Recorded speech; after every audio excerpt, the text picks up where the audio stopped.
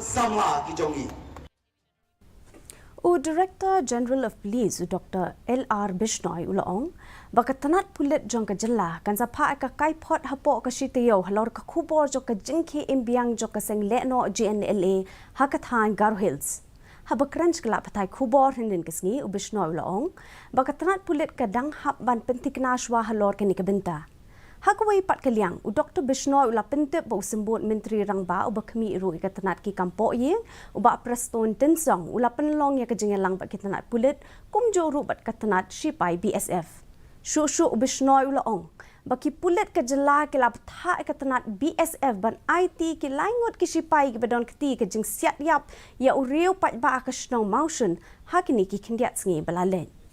From sources, and we've always do verification of such inputs.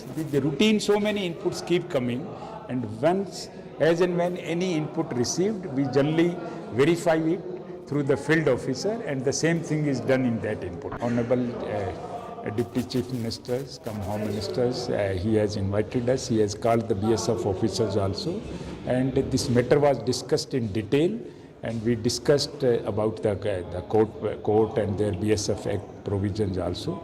So they assured us to take follow-up actions as per their act. Director General of Police Dr.